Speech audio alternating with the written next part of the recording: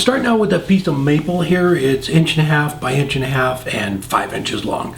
So we are going to make a bottle opener handle, but this one is going to be a little different. I'm going to start out the same way, and then about halfway through we're going to add some little decoration to it. So the first thing you want to do is get the end flushed up. So you use a Forstner bit to make a nice flat surface. Then you switch over to a 7/16 drill bit. Then we're going to install an insert in it.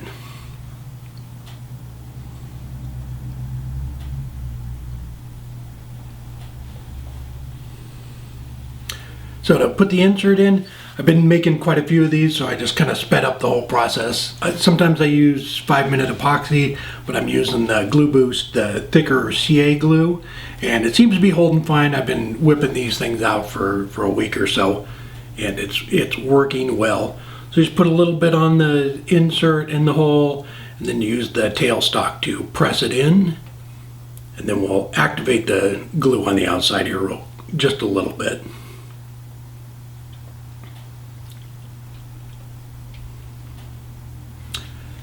Once that's all done, we're going to take the chuck off and put on a bottle stopper mandrel and start shaping this thing. We'll bring up the tailstock.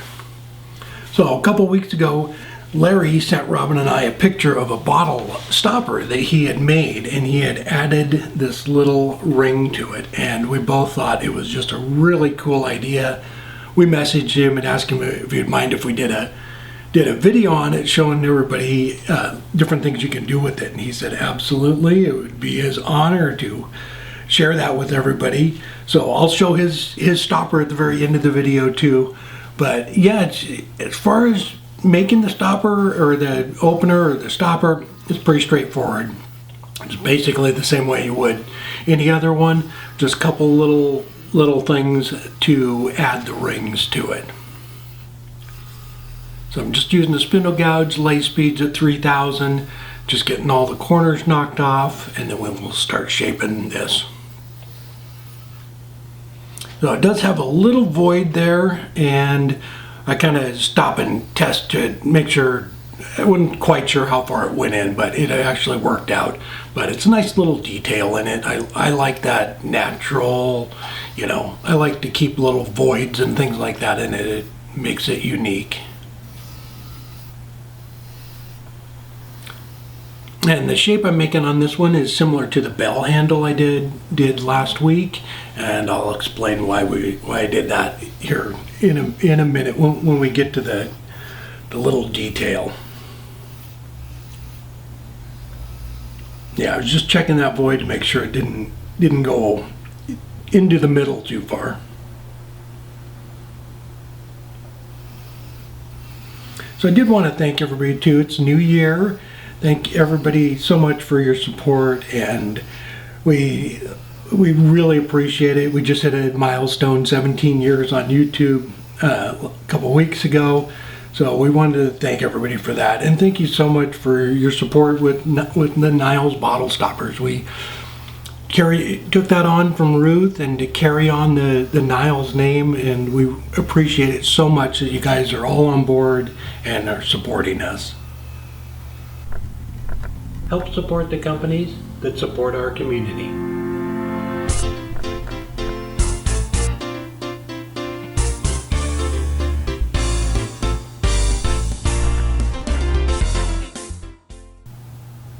So right here, so it's kind of a female shape and put a little hat on her, but this right here is going to be the waistband.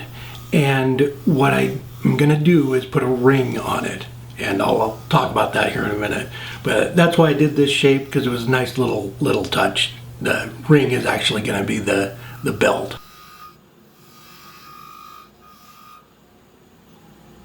The rings, I found them on Amazon, and they're all a little bit different thickness.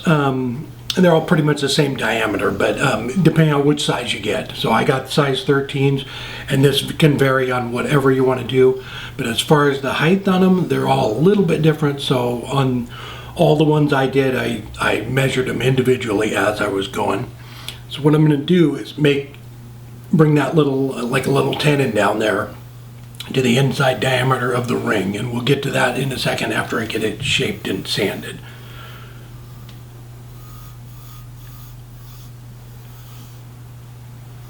So again, I'm just using the spindle gouge, the lathe speed. It's still at 3,000, and we're just getting it shaped.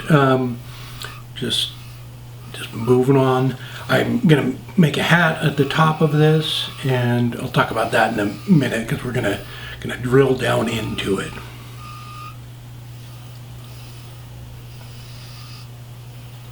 So these are really quick too, making, you know, opener handles, bottle stoppers. They're all, you know, probably 10-minute, 15-minute projects. This one here took a little bit longer because of the ring, but not much. It's, you know, maybe adds a minute or two to the whole process. It's not a big deal, and I think it really adds a nice touch to it. I've been making quite a few of these just to kind of playing around, seeing, you know, what you can do with it. So I'm going to put those up on our Etsy store. The link is down below in the description. So now that we have it all shaped, I'm going to bring down that little tenon there in the center and get that sized. And then I'm going to use the wire burner, and I'm going to put that little wire burner right in the center of that. And that's just a little spot for me to start the saw, because I'm going to cut this apart in a second.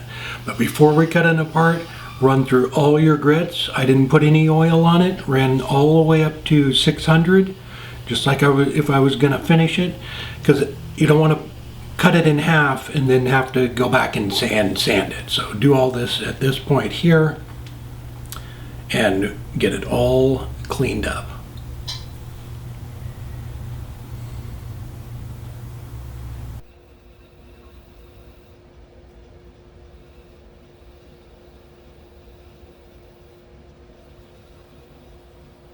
Once I had it sanded, we're going to drill a hole down into it. So this drill bit here is the size of the dowel I'm going to use, and that can vary on whatever you want to use. But we're going to drill down just past where that little tenon in the center is.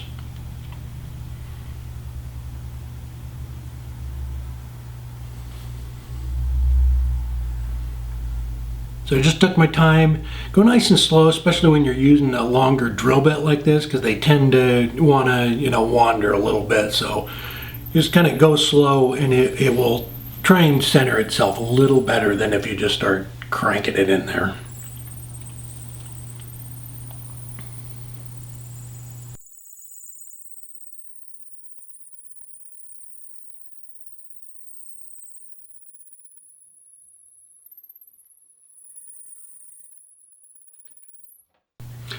Now that we have that done, we can cut it in half.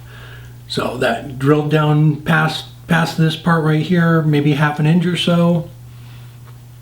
We're just cutting it apart, and using that wire burner gives you a little spot to start the curve. And I have the dowel, the hole for the dowel on both of those. So a little bit of glue on the dowel here. Place that in. I'm gonna go ahead and cut it off. And then remount the other side. So, and the reason I did this is you don't want to be doing any sanding once you put the ring on here. So, because you don't want to scuff it up. So get it all sanded up and basically finished. I'm going to put an oil finish on it afterwards, but if you were going to put a glossy finish or something on it, do that before you cut it in half. And the ring goes right on there around that tenon, just like that. And it's like a red kind of, I don't know exactly what it is, but it's all sparkly red. It looks really cool. All right, so last thing to do is make a little button for the hole in the top of the hat. So you can do this the other way too. So if you want to drill that hole from the bottom, you could just drill a 7/16 hole all the way up through where you're going to piece it together, where you didn't have so you don't have to have a little button on top or a plug or something. But it's a hat, so I just decided to make a little button on it, just seemed like it was easier at the time. I think if I do some more of it, I will probably drill it from the bottom just to make it clean on top. And for the button, I'm just using the same wood. We're going to bring the tenon down to the size of the hole that I just drilled in there, and I'll make a little button on top of it so it'll look like it'd be the top of the hat.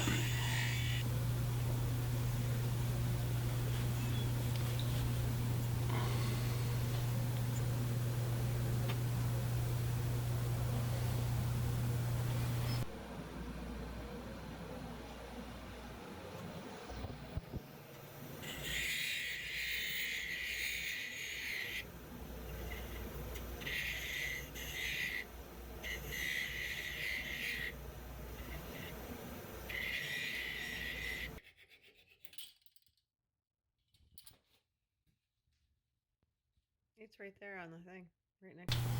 We'll just put a little bit of glue on it, let it set up for, I don't know, I think I let it set up for half an hour or so, and then we'll put it right back on the lathe and put the oil on. And for this, I just used the walnut oil, put a little bit on a paper towel, and got it in all little nooks and crannies.